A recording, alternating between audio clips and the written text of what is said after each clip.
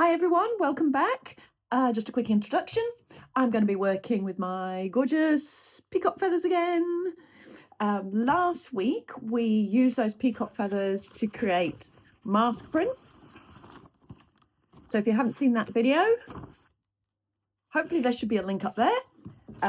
This week we're going to be using the ghost print. Now that's the sneaky little print that's left trapped under the feathers once you take away the mask print. So you lift up the feathers and there's ink left on the plate.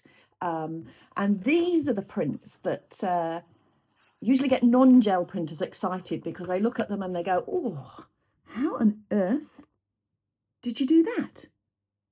Come on, focus. There we go. So these are the prints that we're going to make today. That was just a basic one layer print. This one is kind of interesting. It was done with metallics. It's a little bit grungy, a little bit mysterious. There's this one that is my absolute favourite. Come on, focus. There we go. Using two of my favourite colours. And a sneak peek of the final one, which is me trying out a new technique of actually putting a pattern behind the ghost print. So that's all done on the plate and pulled off in one layer. So stay right through to the end and you'll see how I go about doing that. My name is Amber from Amber Benison Art. If you like what I do, if you like my art, then please sign up to my newsletter. There's a link down below. And if you're interested in learning with me, come onto my course waitlist. Right, let's get straight on with the printing. I've got my trusty peacock feathers at the ready.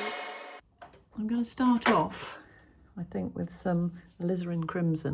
So I've sped this bit up here because this is what I went through in my previous video. You can find it, it's called Using Feathers or Leaves as Masks. I'll put a link up in the top if you haven't seen it. But what I want to focus on this time is the ghost print that's left under the feather. Now if we lift these up,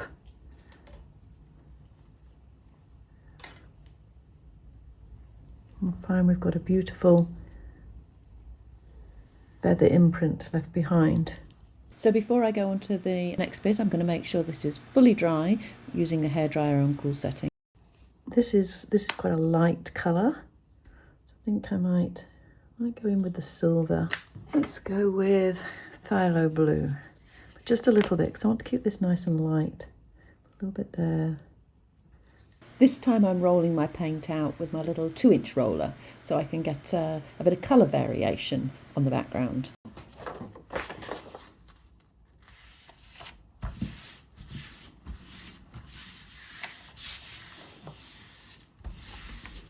Now I need this to dry before I start pulling it. If you make sure it's all dry, that gives you the best chance of picking up the image off the plate. So I go in with a cool hairdryer.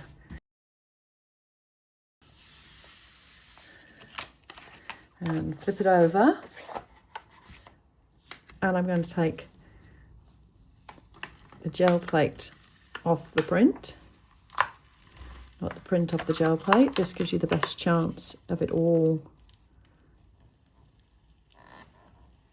releasing.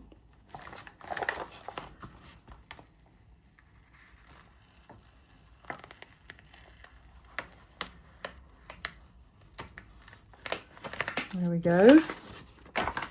Look at that. Look how gorgeously delicate that print is. Really like that colour combination as well. Here's another ghost print I made using the exact same method as we did in the first print. I'm going to use some turquoise. Actually, it's called teal. And mix that in with my favourite green gold.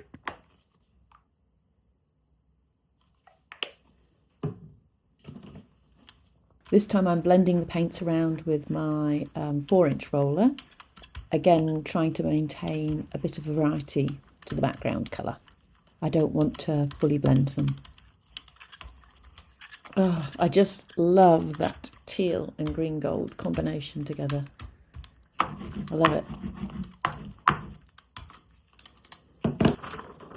Let's put it on some of the good quality Japanese rice paper. I put quite a bit of paint on there, probably a little bit too much, but as long as we make sure it dries properly before we pull it, it should still hopefully pick up the image underneath. So I'm going to dry it with my hairdryer on a cool setting just to save time. That was pretty wet, so it took a fair bit of drying. Okay, we'll flip it over and pull the gel plate off the print. It's the best way to get it to release. Yeah, coming off really nicely.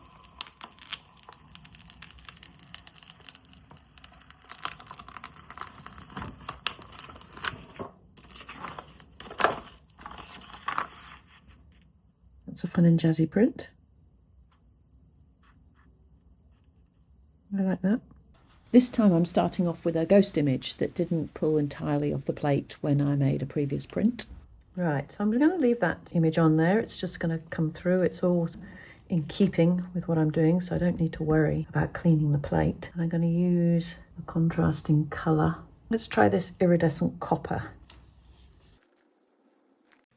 So I'm going to speed this bit up. It's the same process as what we were doing before, just laying on the feathers and taking the mask print like I showed you in the previous video.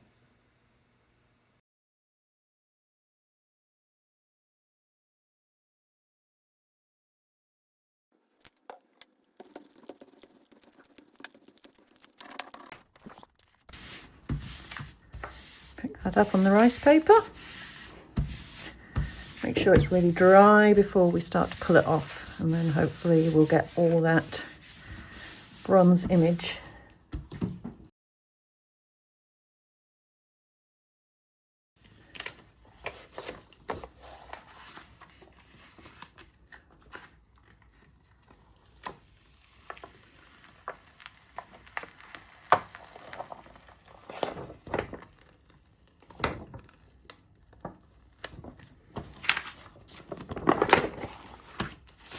So on here we've got that original green frond there, and the copper here, and all sorts of other bits that was left on the gel plate.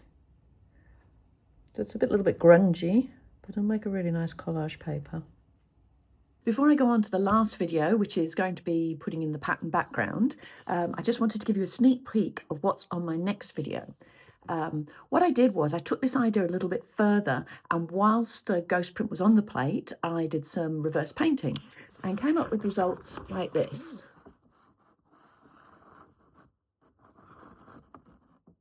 I did a number of these, and I kind of thought they were quite cool. Definitely an idea that can take more experimentation. Look at that. That's funky, isn't it? So do watch out for my next video. Subscribe to my channel and that'll give you a better chance of catching it. My name is Amber from Amber Benison Art. I'm a collage artist. You can sign up to my newsletter, or you can join the waitlist for my up-and-coming collage course. All the links are in the show notes down below. In the meantime, let's get on with that last print. Again, this is a print from the masks video, but I'm going to experiment with something a little bit different. I'm going to try and build up a patterned background on the plate and then pull it all in one go. I can't say exactly how it'll go, but I do like to experiment. Let's see what we've got left behind. Ooh, yes. Oh, score. Now that's looking good. So now what colours are we going to go for? I'm going to make sure this is dry before I put a pickup layer on here. I feel like I'd like a bit of subtle pattern in the background of this. Let me see what I've got. I might try some experimentation with a stencil. So I think some shiny gold in the back here would be nice. I don't want it too busy because I think that's going to be a nice print and I don't really want to detract from that too much. So maybe we'll mix some bronze. I'll try bronze and that pewter. I think it might be different enough to be able to see the pattern. So what I'm going to do, right, it's a bit risky because I could disturb that pattern, but we'll try it.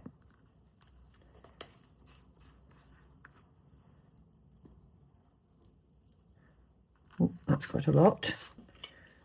So I'm going to put a layer of bronze down first.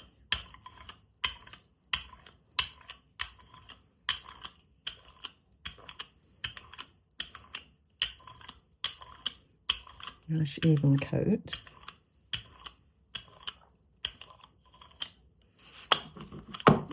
My brayer a bit. Then I'm going to put this stencil down.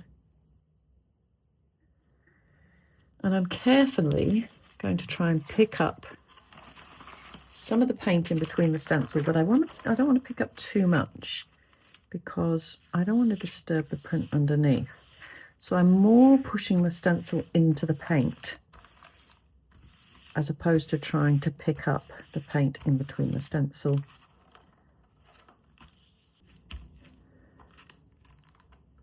I want to get a bit of it though. Oh, and that paint's dried really quickly. Oh well, it seems to have just dried really quickly, so we'll just see what happens.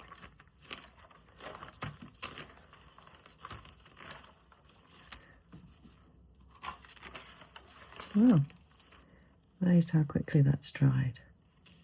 May still see that patterning. I think I will, just very subtly, which is what I wanted. I wanted it to be subtle. Let's have a quick flip over and see how that's going. Yeah, I think that's interesting. So, what colour? I'm quite tempted to go for the teal, even though I was going to go for the pewter. I'm going to go teal. I think the teal's going to look nice with the gold. I think it's a different teal this time. I've got here by Amsterdam, and it's called Turquoise Blue. Should have just made sure that was all dry. There it is.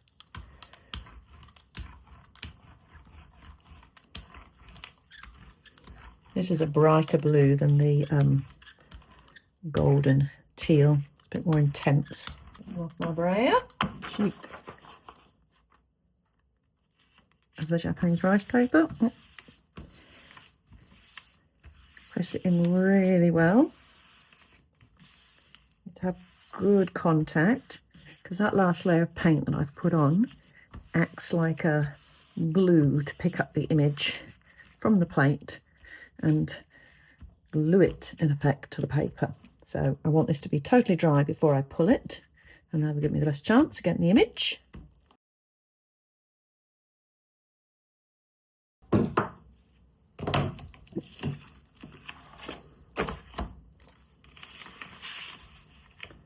And now I'm going to slowly pull the gel plate off the print, really carefully, making sure all the print's lifting away. The plastic sheet you can probably see there is just something I keep on the back of my gel plate so it doesn't stick to the table. That helps me pick it up and flip it over and look at the other side, and I want to check how the print's coming along. Hopefully you can see the shimmer.